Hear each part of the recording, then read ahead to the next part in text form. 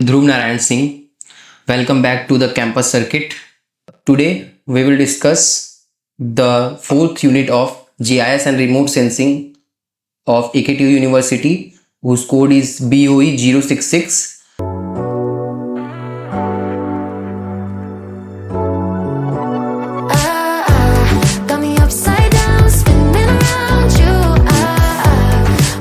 So the topics we are covering today are as follows.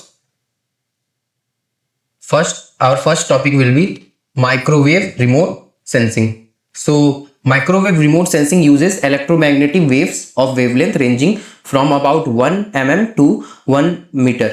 So microwave remote sensing में हम लोग electromagnetic wave का use करते हैं जिनका वेवलेंथ 1 मिलीमीटर से 1 मीटर के बीच में होता है। तो मतलब कि जब भी रिमोट सेंसिंग के लिए माइक्रोवेव का यूज होगा तो उसको माइक्रोवेव रिमोट सेंसिंग कहेंगे हम लोग।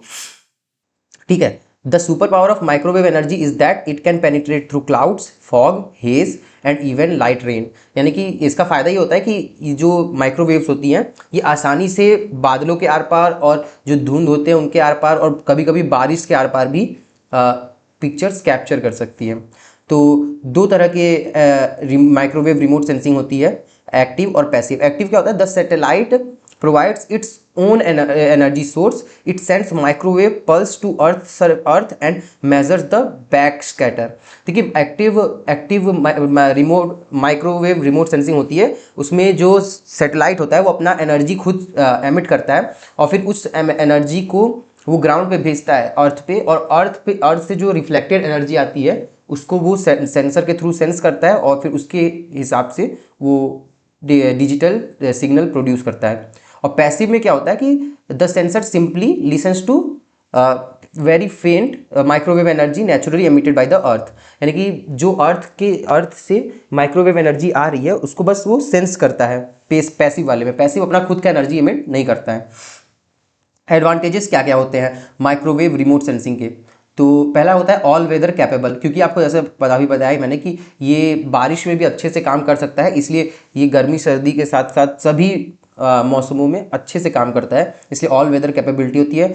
डे नाइट इमेजिंग होती है, क्यों? इसके जो एक्टिव माइक्रोवेव सेंसर होते हैं जैसे कि रेडार, ये दिन में भी अच्छे से काम करते हैं और रात में भी काम करते हैं, क्योंकि ये खुद की एनर्जी एमिट करते हैं, ना कि ये जो अर्थ एनर्जी एमिट करती है उस पर डिपेंडेंट है। सरफेस पेनिट्रेशन, जैसा कि मैंने बताया कि ये बहुत ही ज़्यादा मतलब जो हार्ड सरफेस होते हैं, बहुत ही ज़्यादा डीप सरफेस होते हैं, जैसे कि वेजिटेशन कैनोपीज और ड्राई सैंड, उनको भी पेनिट्रेट कर सकते हैं, इसीलिए इनका जो मतलब कैप्चरिंग पावर होता है वो ज़्यादा अच्छा होता है। Sensitivity to moisture, microwave energy is highly sensitive to dielectric constant of object since water has a high dielectric constant. Radar is excellent for measuring soil moisture.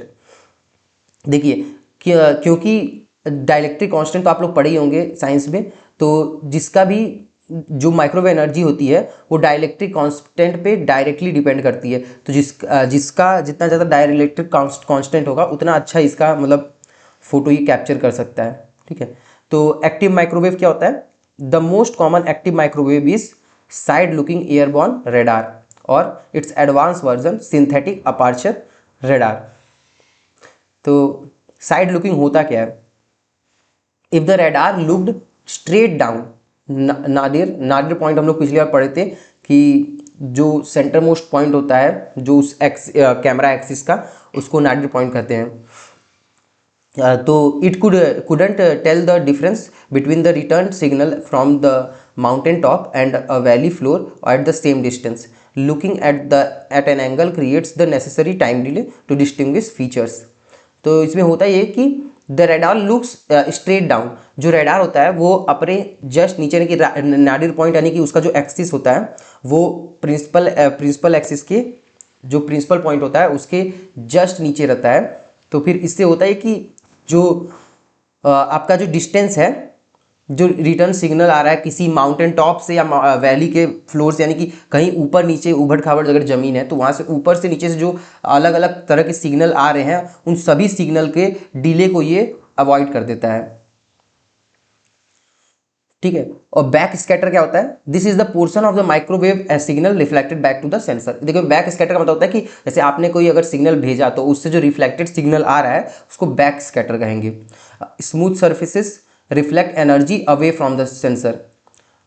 जो स्मूथ सर्फेसेस होते हैं वो सेंसर के पास रिफ्लेक्ट करके energy कम भेजते हैं, इसीलिए वो ब्लैक दिखते हैं। और जो रफ सर्फेसेस होते हैं वो इस जो एनर्जी हम लोग मतलब सेंसर को उसको ऑब्जेक्ट को दिए हैं उस एनर्जी को वो स्कैटर कर देते हैं, जिसकी वजह से वो ब्राइट दिखते हैं। इसके जो जो दो इंपॉर्टेंट पैरामीटर है, फ्रीक्वेंसी और पोलराइजेशन। फ्रीक्वेंसी बैंड कौन कौन सी होती है? तो microwave are divided into letter coded bands. X band, इसको एक्सरे से कंफ्यूज ना करिएगा, ये एक्स बैंड अलग है और एक्सरे अलग होती है। तो एक्स बैंड क्या होती है? 2.4 से 3.75 सेंटीमीटर की जो वेवलेंथ बैंड होती है उसको एक्स बैंड कहते हैं। Used for high resolution mapping and monitoring ice. इसको हाई रेजोल्यूशन का इमेजिंग के लिए यूज़ किया जाता है। और सी बैंड क्या होता है? सी बैंड का जो वेवलेंथ होता है वो 3.75 से 7.5 सेंटीमीटर होता है। तो ये सेंटिनल-1 जो पिछले चैप्टर हम लोग पढ़े थे, सेंटिनल-1, उसमें यूज़ होता है और ये जनरल मैपिंग के लिए यूज़ होता है। ठीक है, नॉर्मल इमेजिंग के लिए ये यूज होता है। एल बैंड क्या होता है? एल बैंड होता है 15 से 30 सेंटीमीटर के बीच में। Long waves that can penetrate forest canopies to see the ground.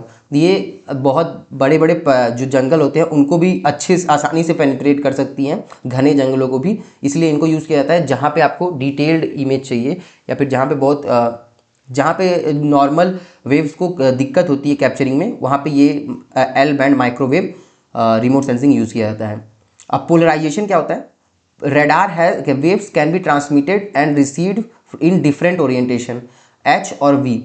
तो देखिए जो रेडार वेव्स हैं उनको जब एमिट किया जाता है अपने डिवाइस से, तो उसको एमिट करने का और रिसीव अलग अलग ओरिएंटेशन में किया जा सकता है, चाहे हॉरिजॉन्टल हो चाहे वर्टिकल हो, दोनों तरह से किया जा सकता है। तो उसको पोलराइजेशन बोलते हैं, जो अलग अलग पोजीशन में अलग अलग ओरिएंटेशन में हम लोग एमिट या रिसीव कर रहे हैं।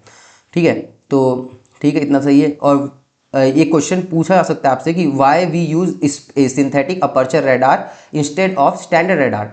तो इसके पीछे का रीजन है स्पाशियल रेजोल्यूशन। हम लोग पिछले चैप्टर में पढ़े थे स्पाशियल रेजोल्यूशन क्या होता है। To get high resolution with standard radar we would need an antenna kilometres long.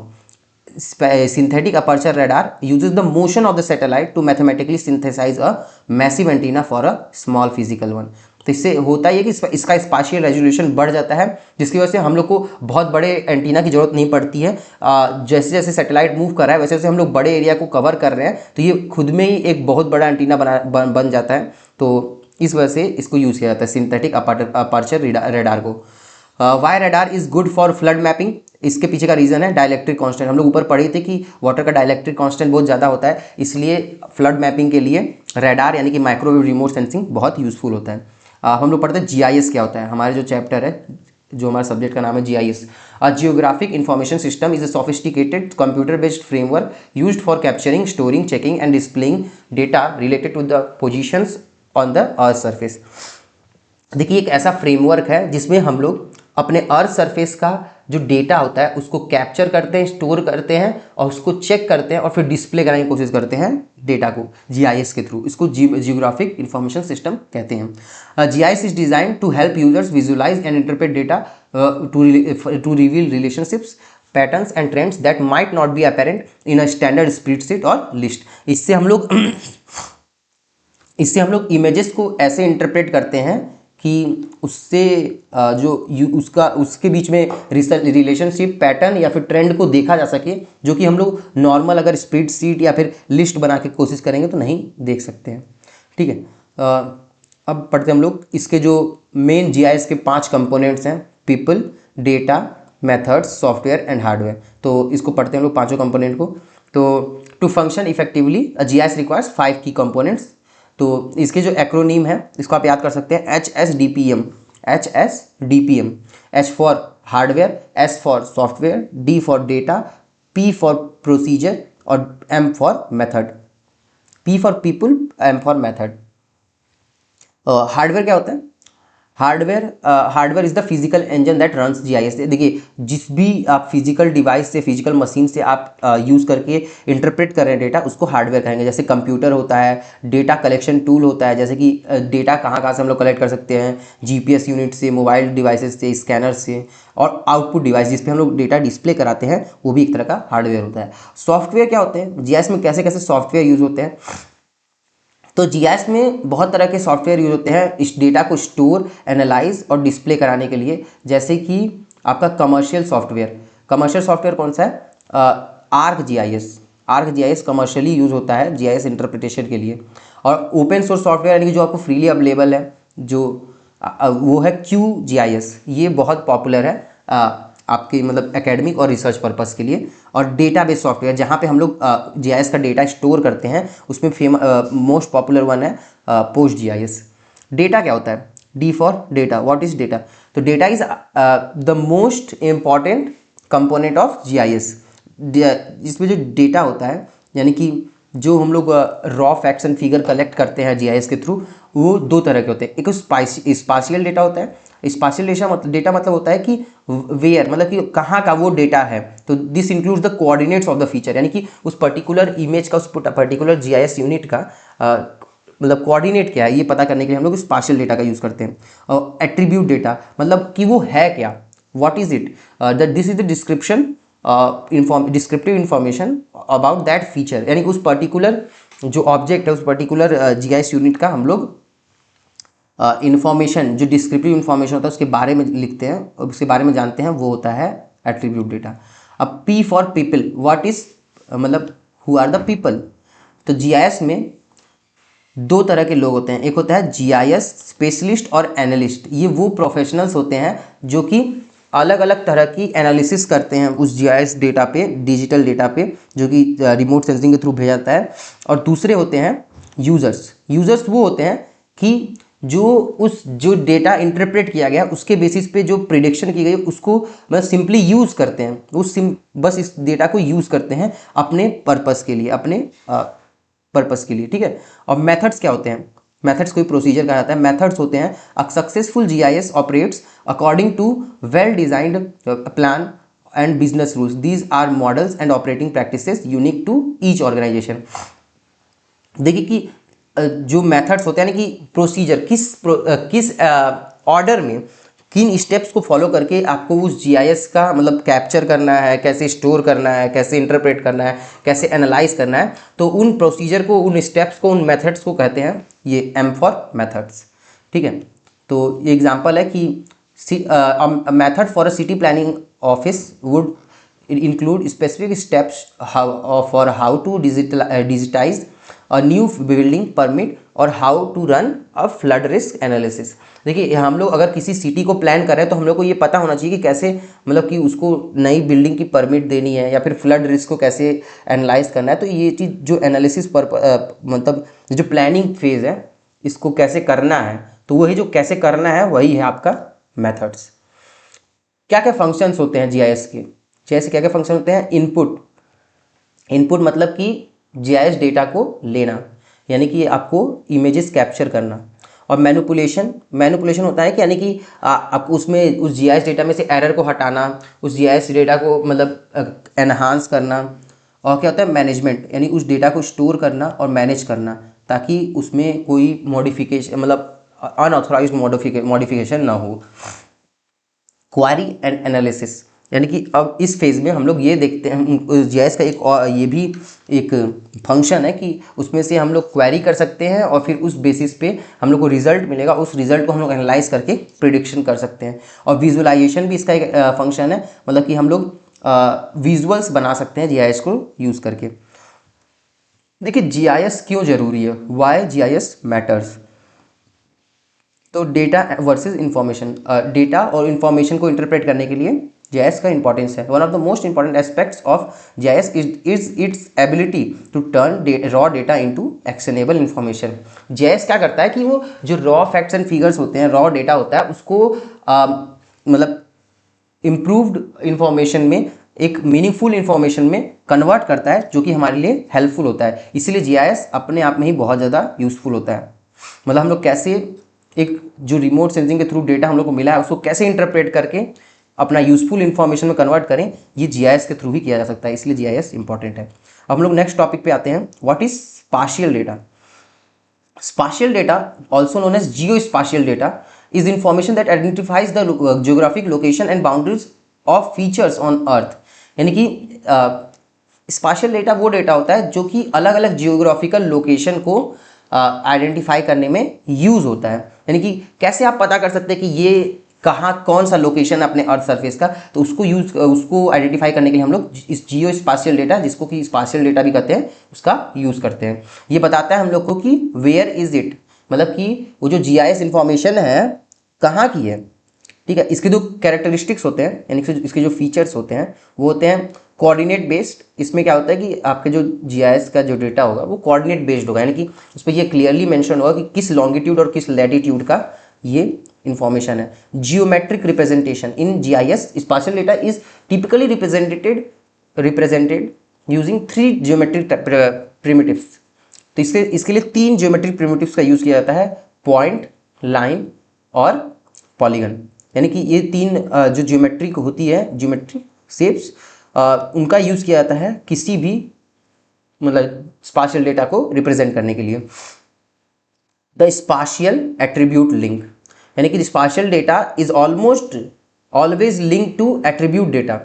जो स्पाशियल डेटा होता है यानी कि वो किसका है, मतलब ये जो वेयर का आंसर है वो हमेशा व्हाट के साथ रिलेटेड होता है, यानी कि वो किसका है और क्या है, तो ये हमेशा इंटर रिलेटेड डेटा है। तो while spatial data tells you where a feature is, the attribute data tells you what it is. समझे? तो मतलब कि ये जो स्पाशियल डेटा है और एट्रीब्यूट डेटा है ये दोनों आपस में इंटर रिलेटेड है।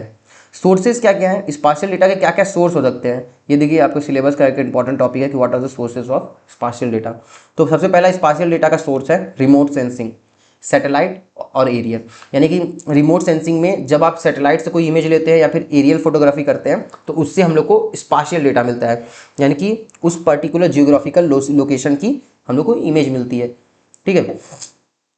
तो उस पहला होता है सैटेलाइट इमेजरी, यानी कि जो आपको मैंने बताया कि अगर किसी स्पेस सैटेलाइट से हम लोग अपने अर्थ सरफेस का इमेज लेंगे तो उससे हम लोग को स्पाशियल डेटा मिलेगा। और दूसरा होता है एरियल फोटोग्राफी, यानी कि अगर हम लोग कहीं एटमॉस्फेयर में से भी अपने अर्थ सरफेस का फोटो ले रहे हैं तो हम लोग को ये स्पाशियल डेटा प्रोवाइड करता है। लिडार, देखिए ये लिडार अभी तक आपने नहीं पढ़ा था, लेकिन ये आज के मॉडर्न वर्ल्ड में बहुत ज़्यादा यूज़ होता है lidar. Laser based scanning that provides highly accurate 3D coordinates for terrain and vegetation. और दूसरा जो सोर्स होता है वो होता है ग्लोबल नेविगेशन सैटेलाइट सिस्टम, जिसको हम लोग GNSS या फिर इंडिया में तो शायद GNSS बोलते हैं और GPS वर्ल्ड वाइड यूज़ होता है।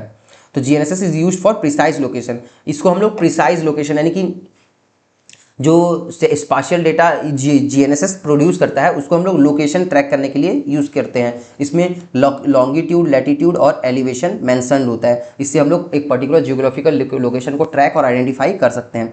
इसमें ग्लोबल कंट्रोल पॉइंट्स होते हैं, यानी कि वो जो करेक्ट लोकेशन को अर्थ के बता सके। और दूसरा होता है मोबाइल मैपिंग, यानी कि real time data collection using hand held GPS units, यानी कि आपके GPS जो आपके मोबाइल्स में या फिर जो इलेक्ट्रॉनिक डिवाइसेस में GPS लगा है उसके थ्रू भी जो डेटा मिल रहा है हम लोग को वो भी स्पाशियल डेटा प्रोड्यूस करते हैं, मतलब होते हैं, उसके भी सोर्स होते हैं। ट्रेडिशनल फील्ड सर्विंग, और तीसरा जो पॉइंट है वो है ट्रेडिशनल फील्ड सर्विंग, यानी कि before the digital age this was the main source of spatial data and it remains the most accurate for engineering projects. यानी कि पहले के समय में लोग जब पहले फील्ड सर्वे यानी कि फिजिकली किसी जगह पे जाके उसकी सर्वे करते थे, यानी उस जगह को मॉनिटर करते, उस जगह को डिस्कवर करते थे, तो उससे भी स्पाशियल डेटा हम लोग को मिलता था, यानी कि जियोग्राफिकल लोकेशन के आइडेंटिफिकेशन मिलते थे। तो total station and theodolites, these instruments measure angles and distances to determine the relative position of point and with millimeter level precision। और दूसरा क्या होता है hydrographic surveys used for mapping under water topography.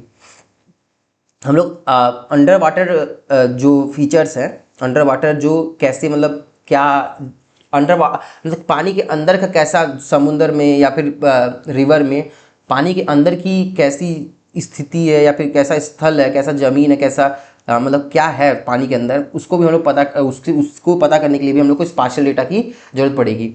ठीक है। नेक्स्ट होता है existing maps and digital archives, यानी secondary data involves taking existing information and converting it into GIS friendly format, digitisation. देखिए जो अभी के समय में मैप है, उस मैप को भी जब हम लोग डिजिटल फॉर्मेट में रिप्रेजेंट करते हैं तो उससे भी हम लोग को स्पाशियल डेटा मिलता है। Digital libraries resources like NDLI provide access to archived spatial information.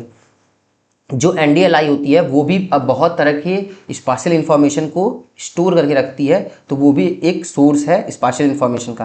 Tabular and statistical data, यानी कि देखिए जो टैबुलर फॉर्मेट में या फिर स्टैटिस्टिकल डेटा होता है वो भी एक सोर्स होता है स्पाशियल डेटा का। जियो कोडिंग, टेकिंग एड्रेसेस और places names from the database and converting them into coordinates, यानी कि जैसे कि अगर हम लोग अपने डेटाबेस में कोई जगह का नाम स्टोर किए हैं तो उसके साथ उसका आइडेंटिफिकेशन के लिए कुछ ना कुछ स्पाशियल डेटा भी स्टोर किए होंगे, तो वो भी एक सोर्स है स्पाशियल डेटा का। Census data, information about population, demographics और land used that can be link to specific administrative boundaries. देखिए किसी भी कंट्री के या फिर स्टेट के एडमिनिस्ट्रेटिव बाउंड्रीज को मतलब बताने के लिए हम लोग स्पाशियल डेटा का यूज़ करते हैं, इसलिए सेंसस डेटा भी एक तरह का सोर्स होता है स्पाशियल डेटा का। ये आपका वो समरी है इस पूरे के पूरे जो सोर्सेज है उसका। ठीक है। अब हम लोग देखते हैं डेटा इंटीग्रेशन। डेटा इंटीग्रेशन क्या होता है? In modern system these sources are often combined, जैसे कि ये सोर्सेज एक मतलब कि आज के समय में इस मॉडर्न वर्ल्ड में ये सारे सोर्सेज एक दूसरे से मिले जुले हैं, एक दूसरे से कंबाइंड है। अब जैसे कि आप देख सकते हैं कि a project on water resource management might use satellite imagery to monitor reservoir levels, GPS to track sampling location and NDLI archives for historical data comparison.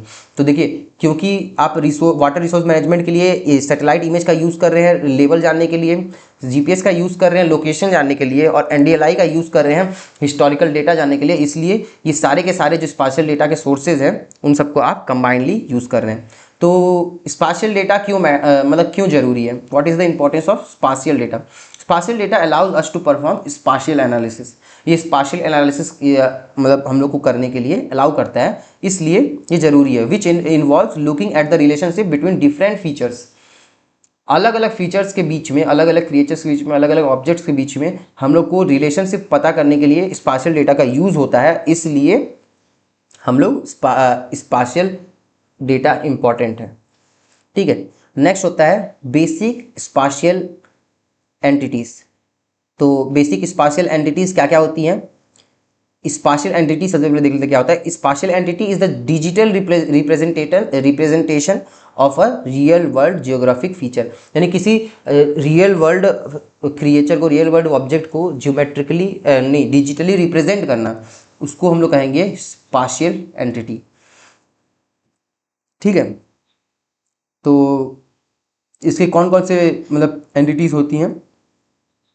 तो 3 फंडामेंटल वेक्टर एंटिटीज, इसकी 3 फंडामेंटल वेक्टर एंटिटीज होती हैं जिसको हम लोग points, lines और polygons कहते हैं। तो पॉइंट क्या होती है? ये 0 डायमेंशन होती है, यानी कि इसका 0 डायमेंशन होता है, तो ये point is the simplest spatial entity. ठीक है। इसका डेफिनेशन क्या है? It is defined by a single pair of coordinate और अ ट्रिपल। जैसे कि 2D में हम लोग इसको XY का कोऑर्डिनेट्स में यूज डिस्प्ले करते हैं, हम बताते हैं, और 3D में XYZ कोऑर्डिनेट्स में बताते हैं। ठीक है। और इसके एग्जांपल्स क्या है कि जैसे कि किसी इंडिविजुअल ट्री को हम लोग को अगर बताना होगा तो हम एक कोऑर्डिनेट से बता सकते हैं, किसी ATM लोकेशन को हम लोग एक कोऑर्डिनेट से बता सकते हैं, किसी माउंटेन का एक पीक है, किसी माउंटेन की कोई चोटी है तो उसको एक कोऑर्डिनेट से हम लोग बता सकते हैं, तो उसको पॉइंट से रिप्रेजेंट किया जाता है किसी भी स्पाशियल डेटा में। Scale factor on a world map a city like Kanpur is represented as a point, यानी कि जैसे कि पूरे कानपुर को तो हम लोग डिस्प्ले कराएंगे नहीं किसी मैप पे, इसलिए उस कानपुर के जो शहर है उसको एक पॉइंट से रिप्रेजेंट किया जाता है अपने स्पाशियल उसमें GIS डेटा में। लाइन एंटिटीज क्या होती हैं? लाइन एंटिटीज क्या क्या होती हैं GIS डेटा में? तो लाइंस क्या होती हैं? जिनको पॉलीलाइंस या फिर आर्क कहते हैं, ये होती हैं a line is an ordered set of vertices connected by segments, यानी कि जब कलेक्शन ऑफ पॉइंट्स, यानी कि बहुत सारे पॉइंट को कलेक्ट कर लेंगे जिनको कि हम लोग नोड्स भी मतलब जो स्टार्टिंग पॉइंट से एंड पॉइंट को कनेक्ट करने वाले सारे पॉइंट्स को जोड़ के जो लाइन सेगमेंट बनाया जाएगा उसको लाइन कहते हैं, यानी कि collection of points is called a line. ठीक है, इसमें जो स्टार्टिंग एंड होता है और जो एंड पॉइंट होता है, स्टार्टिंग पॉइंट और एंड पॉइंट, उसको नोड्स कहते हैं। इसको किसकी जी में लाइन को किस लिए यूज किया जाता है, किसके रिप्रेजेंटेशन में यूज किया जाता है, रोड्स को, रिवर्स को, पाइपलाइंस को और काउंटर लाइन्स को। ठीक है, इसकी कैरेक्टरिस्टिक्स क्या होती हैं? While they have length they are mathematically treated as having zero width in the database. देखिए, क्योंकि ये इसमें सिर्फ लेंथ होती है, इसकी विड्थ नहीं होती है, इसलिए इसको इजी रिप्रेजेंटेशन होता है इसका डेटाबेस में। ठीक है, मैथमेटिकली इसको फीचर करना आसान पड़ता है। पॉलीगन एंटिटी क्या क्या होती हैं? एक जीआईएस डेटा में पॉलीगन एंटिटी क्या क्या होती है? तो पॉलीगन एंटिटी होती है,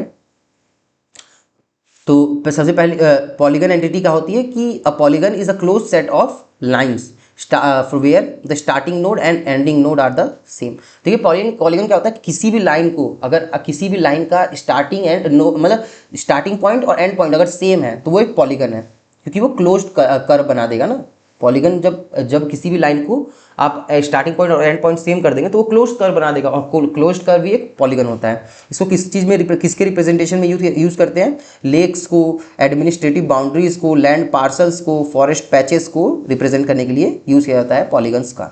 polygons can be single part और multi part.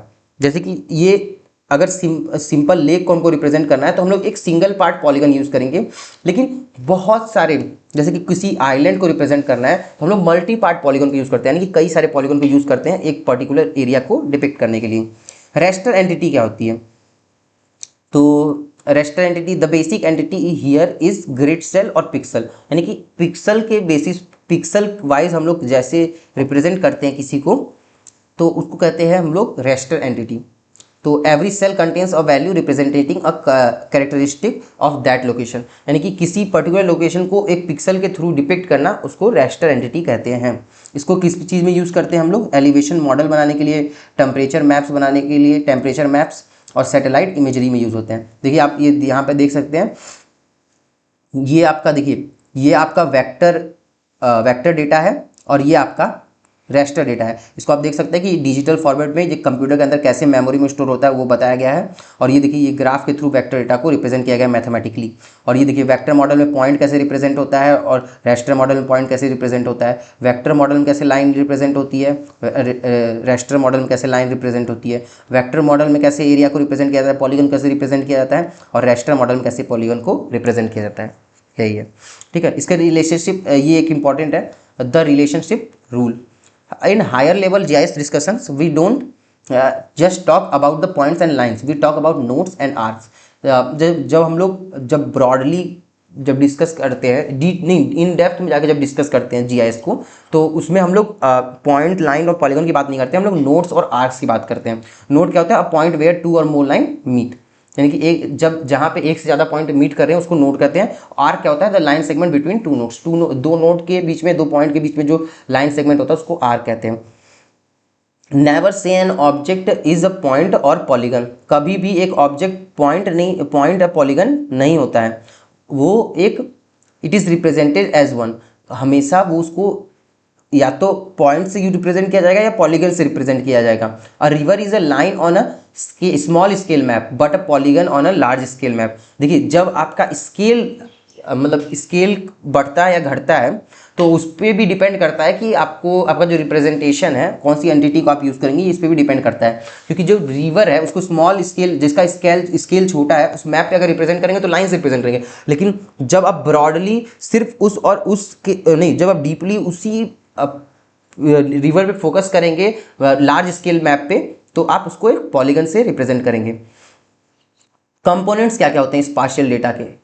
Spatial data components क्या होते हैं? जियोमेट्रिक कंपोनेंट, जो हम लोग पढ़े थे अभी, स्पाशियल डेटा के जियोमेट्रिक कंपोनेंट्स की पॉइंट होता है उसमें, ये हम लोग अभी पढ़ चुके हैं तो इसको बस देख लेते हैं। पॉइंट होता है, लाइन होता है, पॉलीगन होता है, रास्टर और पिक्सल्स होते हैं, इसके थ्रू हम लोग रिप्रेजेंट करते हैं अपने स्पाशियल डेटा को। तो ये स्पाशियल डेटा कंपोनेंट हो गए। ठीक है। दूसरा क्या होता है, एट्रीब्यूट कंपोनेंट। एट्रीब्यूट कंपोनेंट क्या होता है कि ये बताता है कि वो जो पर्टिकुलर ऑब्जेक्ट है, वो पर्टिकुलर फीचर है, वो क्या है। तो इसमें होता है एक डिस्क्रिप्टिव लेबल, यानी कि सभी डेटा के साथ एक डिस्क्रिप्टिव लेबल लगा होगा, वो ये बात बताएगा कि वो है क्या। जैसे कि जैसे कि किसी रिवर का अगर हम लोगों ने कोई जीआईएस डेटा लिया है, तो वो ये बताया कि what is the name of this river. और अगर किसी सिटी का लिया तो फिर हम लोग को ये बताया कि what is the population of that city, या व्हाट इज़ द क्या बोलते हैं, temperature in that city, what is the same, मतलब ऐसा ही कुछ डिस्क्रिप्टिव लेवल लगा रहेगा। क्वांटिटेटिव वैल्यूज, उसके साथ क्वांटिटेटिव वैल्यूज भी रहती हैं अटैच्ड। जैसे कि मतलब कि किसी अगर बिल्डिंग का हम लोग लेते हैं तो उसकी हाइट कितनी है, किसी वेल का लेते हैं तो ये पता उसमें लिखा रहेगा कि मतलब उसके ऊपर लगा रहेगा लेबल कि वो वेल की डेप्थ कितनी है। और इन दोनों के बीच में लिंक क्या होता है कि in a GIS database every point, line और polygon is attached to a row in an attribute table. जैसे कि मैंने आपको ऊपर एट्रीब्यूट टेबल दिखाई थी, ये वाली, इसी को एट्रीब्यूट टेबल कहते हैं, इसको एट्रीब्यूट टेबल कहते हैं। ये सब भी एट्रीब्यूट टेबल ही है। तो ये जो एट्रीब्यूट टेबल होती है, इसमें पर्टिकुलर लाइन को और पॉइंट को और पॉलीगन को दिखाने के लिए अलग अलग रो का यूज किया जाता है। ठीक है। अब होता है कि दूसरा अगला कंपोनेंट है spatial reference system. Spatial reference system क्या होता है कि कैसे हम लोग उसको डिस्टिंग्विश कर सकते हैं, कैसे दो क्रिएचर्स को, दो फीचर्स को डिस्टिंग्विश कर सके। For geometry to be accurate it must be placed within the mathematical framework that accounts for the earth surface. ठीक है। इसमें दो सिस्टम का यूज होता है। एक होता है कोऑर्डिनेट सिस्टम, यानी कि लैटिट्यूड और लॉन्गिट्यूड के थ्रू दो फीचर्स को डिस्टिंग्विश करना। और दूसरा होता है बाउंड्रीज। बाउंड्रीज को देख के भी हम लोग डिस्टिंग्विश कर सकते हैं दो फीचर्स के बीच में। ठीक है। चौथा होता है रिलेशनशिप और टोपोलॉजी। ठीक है। Topology is the mathematical component that defines the spatial relationship between two entities. दो एंटिटीज के बीच में क्या रिलेशनशिप है, ये टोपोलॉजी बताता है। पहला होता है connectivity, understanding that two lines meet at a specific node. देखिए यहाँ पे ये दो लाइंस, देखिए यहाँ पे एक बार मीट कर रही हैं, एक बार यहाँ पे मीट कर रही हैं, एक बार यहाँ पे मीट कर रही हैं, तो फिर ये हो गया आपका कनेक्टिविटी। और एडजेसेंसी क्या होती है कि determines which polygon share a common boundary, यानी कि ये पता करता है कि कौन कौन से पॉलीगन आपस में मतलब सेम बाउंड्री को शेयर कर रहे हैं, सेम रीजन को शेयर कर रहे हैं। जैसे ये दोनों पॉलीगन शेयर कर रहे हैं आपस में, ऐसे ही हो सकता है कि यहाँ पे कोई ऐसा पॉलीगन बना हो तो ये कौन सा, ये वाला रीजन अपने आप में शेयर कर रहा है। तो इस टाइप का एडजेसेंसी को भी पता कर सकते हैं। Containment, identifying which feature are located inside the other. जैसे कि मतलब कि ये देखिए ऐसे बना देते हैं कि ऐसे कुछ एक रीजन बना हुआ है, इसके अंदर ये छोटा सा एक और रीजन बना हुआ है, तो ये भी पता कर सकते हैं हम लोग स्पाशियल डेटा के थ्रू कि कौन सा रीजन किसके अंदर में है। तो ये देखिए डेटा कंपोनेंट्स का समरी है, इसको आप पढ़ लीजिएगा। ठीक है। हम लोग नेक्स्ट टॉपिक पे चलते हैं, map projection. What is map projection? A map projection is a mathematical transformation used to represent the curved a three-dimensional surface of the earth on a flat two-dimensional plane because it is physically impossible to flatten a sphere without stretching or tearing it. देखिए map projection ये होता है कि आपको अगर three dimensional, जैसे कि आपका अपना अर्थ तो हमको पता ही है कि थ्री डायमेंशनल होता है, तो उसको एक फ्लैट प्लेनर ऑब्जेक्ट पे, टू डायमेंशनल ऑब्जेक्ट पे रिप्रेजेंट करना, उसको कहते हैं हम लोग मैप प्रोजेक्शन। तो मैप प्रोजेक्शन को दो तरह से क्लासिफाई किया जा सकता है, एक डेवलपेबल सरफेस के बेसिस पे, एक होता है जियोमेट्रिक प्रॉपर्टीज के बेसिस पे। तो डेवलपेबल सरफेसेस के बेसिस पे उसकी तीन कैटेगरीज होती हैं, एक सिलेंड्रिकल, एक कोनिकल और एक प्लेनर। तो सिलेंड्रिकल का प्रोजेक्शन क्या होता है? Cylindrical projection, this is the earth is projected into a cylinder that is wrapped around the globe usually touching at the equator। तो देखिए इसमें होता है कि सिलेंड्रिकल प्रोजेक्शन में आपका, देखिए यहाँ पे देख ही सकते हैं आप कि सिलेंड्रिकल प्रोजेक्शन में आपके अर्थ को एक मतलब अर्थ को एक सिलेंडर से ढक दिया जाता है, और फिर जो इसके ऊपर जैसे जैसे आपका जो मतलब मैप दिखता है उस हिसाब से इसको बना दिया जाता है। तो इससे हम लोग को एक सिलेंड्रिकल प्रोजेक्शन मिलता है अपने अर्थ सरफेस का।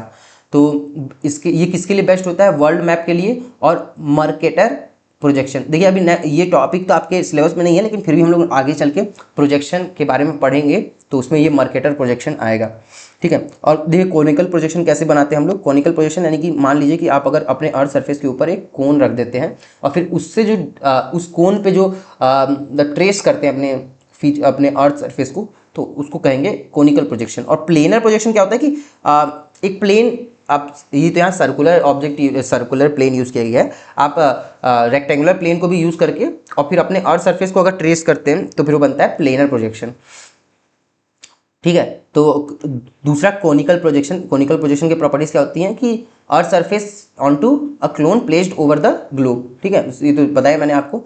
Meridians are straight lines. इसमें मेरिडियंस कैसी थी, इसकी मेरिडियंस पैरेलल थी, इसकी मेरिडियंस पैरेलल थी सिलेंडर की, लेकिन इसकी कोनिकल की क्या होती हैं कि मेरिडियंस स्ट्रेट लाइंस होती हैं, converging at the pole and parallel to concentric circular arcs. इसको किस लिए यूज़ किया जाता है, मैपिंग मिड लैटिट्यूड रीजन्स। इसको मिड लैटिट्यूड रीजन्स को मैप करने के लिए यूज़ किया जाता है। इसे एग्जाम्पल है,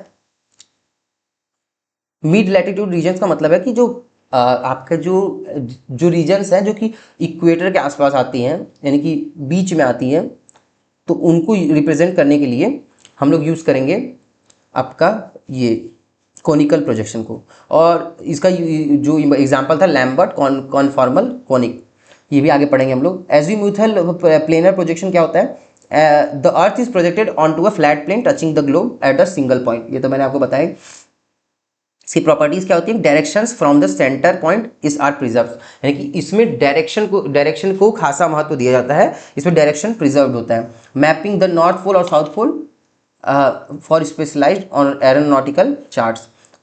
और इसका यूज मतलब कि नॉर्थ पोल और साउथ पोल को डिपिक्ट करने के लिए किया जा सकता है। इसके एग्जांपल होते हैं स्टीरियोग्राफिक या फिर ऑर्थोग्राफिक प्रोजेक्शन। दूसरा क्लासिफिकेशन बेसिस है प्रिजर्व प्रॉपर्टी। प्रिजर्व प्रॉपर्टी के बेसिस पे इसे क्लासिफिकेशन किस हिसाब से किया है, कॉन्फॉर्मल या फिर ऑर्थोमॉर्फिक। तो क्या होता है कि this projection preserve local shapes. अगर वो प्रोजेक्शन लोकल शेप्स या एंगल्स को प्रिजर्व करता है तो उसको कॉन्फॉर्मल या ऑर्थोमॉर्फिक बोलेंगे। Small circles on the globe remain circles on the map, यानी कि जैसा वो अर्थ पे दिख रहा है वैसा ही मैप पे दिखेगा, तो उसको कॉन्फॉर्मल बोलेंगे। एरिया सी सिग्निफिकेंटली डिस्टॉर्टेड, यानी कि देखिए एरिया को देख के आप जज नहीं कर सकते कि कैसे वो रियल में वैसा है कि नहीं, क्योंकि आप लोग देखे होंगे कि मैप में ग्रीनलैंड बड़ा दिखता है अफ्रीका से, लेकिन असलियत में ग्रीनलैंड बहुत छोटा है अफ्रीका से। और इसका यूज़ किस चीज़ में कर सकते हैं, नेविगेशन, टोपोग्राफिक मैपिंग या फिर वेदर चार्ट्स में। दूसरा कैटेगरी होता है प्रिजर्व प्रॉपर्टी के बेसिस पे इक्वल एरिया, यानी कि this projection preserve the relative size and area of feature, यानी कि इसमें ये जो इक्वल एरिया वाला प्रोजेक्शन होगा, इसमें ग्रीनलैंड और अफ्रीका के बीच में जो रिलेटिव साइज है वो मतलब जैसा है वैसा ही शो होगा, ठीक है। तो की फीचर इसका क्या है कि a square inch in anywhere on the map represent the same amount of actual ground area. जैसे कि इसका जो मतलब जैसा आपको रियलिटी में ग्राउंड रियलिटी में दिख रहा है वैसा ही इस मैप में भी दिखेगा अगर वो इक्वल एरिया प्रोजेक्शन में बनाया गया है तो। इसका यूज केस क्या है, density map, land use map या फिर स्टैटिस्टिकल डिस्ट्रीब्यूशन को बनाने के लिए। और फिर होता है एक इक्विडिस्टेंट मैप। इक्विडिस्टेंट प्रोजेक्शन क्या होता है कि the projection maintained the correct distance along specific lines और सेंटर पॉइंट। देखिए इसमें हम लोग ये रिलेटिव पोजीशन को या फिर रिलेटिव साइज को नहीं देखते हैं। इसमें हम लोग देखते हैं कि एक पर्टिकुलर हम लोग रेफरेंस पॉइंट लेंगे और उससे उसकी डिस्टेंस बराबर दूर पे होनी चाहिए। जितना दूर पे वो ग्लोब में है उतना ही दूर पे हमारे मैप में भी होना चाहिए, तो उसको कहते हैं इक्विडिस्टेंट। इसके फीचर्स क्या होता है, distances are accurate only from one point और लाइन, ठीक है। इसमें बस एक पॉइंट या एक लाइन या फिर दो पॉइंट के बीच का दो पॉइंट से ही रेफरेंस पॉइंट लेके ही हम लोग बना सकते हैं मैप, और वही एक्यूरेट रहेगा। बाकी हम लोग और किसी को से देखने की कोशिश करेंगे रेफरेंस लेके तो वो गड़बड़ होगा। तो इसके यूज केसेस क्या क्या है, mapping airline route, seismic wave distances. और चौथा कैटेगरी है अजीमुथल या फिर ट्रू डायरेक्शन प्रोजेक्शन। तो these projection maintain correct direction from a central point to all other points on the map. इसमें एक पॉइंट से हर पॉइंट का जो डायरेक्शन होता है वो मतलब करेक्ट होता है, सही होता है। तो इसके यूज केसेस क्या क्या है, नेविगेशन या फिर रेडियो कम्युनिकेशन में।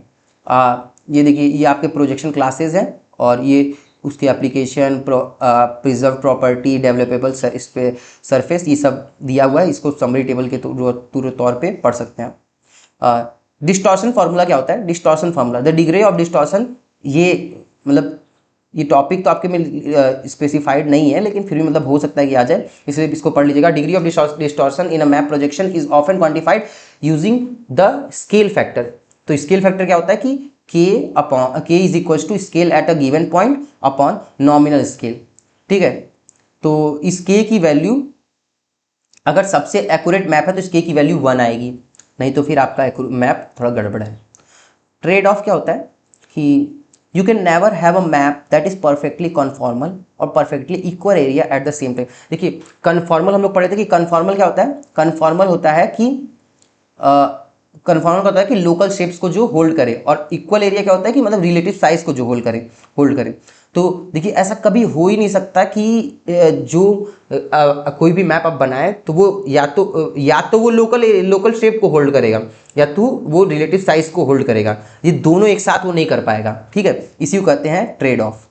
प्रोजेक्शन क्लास क्या होते हैं? ये सिलेबस में नहीं है, लेकिन आप पढ़ लीजिएगा, क्योंकि कल हो सकता है एग्जाम में आ जाए, क्योंकि ऊपर जो हम लोग अभी पढ़े हैं प्रोजेक्शन के टाइप्स, बेसिस, क्लासिफिकेशन, उसमें ये टॉपिक में मतलब उसके अंदर आता है, तो फिर हो सकता है कि आ जाए। तो प्रोजेक्शन क्लास क्या होता है? Projection class refers to the specific named mathematical models used to translate 3D earth on 2D map. 2D map पे 3D ऑब्जेक्ट को बनाने के लिए हम लोग को जो इस मैथमेटिकल मॉडल का यूज करते हैं हम लोग, उसको प्रोजेक्शन क्लास बोलते हैं। तो उसमें होता है मर्केटर प्रोजेक्शन, ये it is a type of cylindrical projection, इसको एक सिलेंड्रिकल प्रोजेक्शन है।